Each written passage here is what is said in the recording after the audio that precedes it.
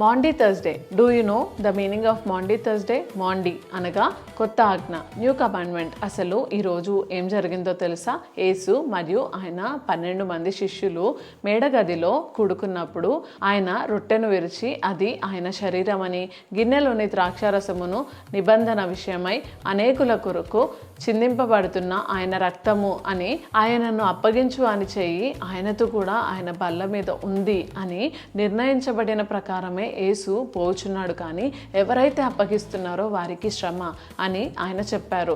ఆ తరువాత ఆయన తన శిష్యుల పాదాలను కడిగి తన తగ్గింపు తత్వాన్ని, దీనత్వాన్ని కనపరుచుకున్నారు.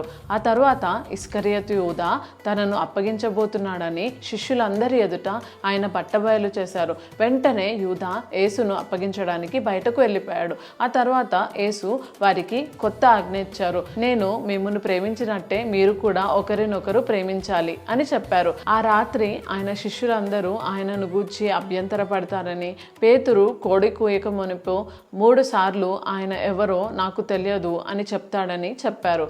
ఆయన గెత్సెమనే తోటకు వెళ్ళి బహుగా చింతాక్రాంతుడై దుఃఖముతో, నా తండ్రి, సాధ్యమైతే ఈ గిన్నె నా యొద్ద నుండి తొలగించు, నా ఇష్ట ప్రకారం కాదు నీ చిత్త ప్రకారమే కానిమ్ము అని ప్రార్థించారు.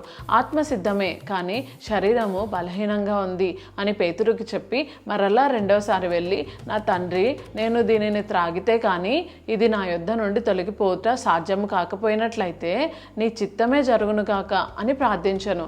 ఆ గడియ వచ్చింది, మనుష్య కుమారుని అప్పగించబోవాడు సమీపించి ఉన్నాడని చెబుతూ ఉండగా యూదా వచ్చి, బోధకుడా, నీకు శుభమని చెప్పి ఆయనను అప్పగించను.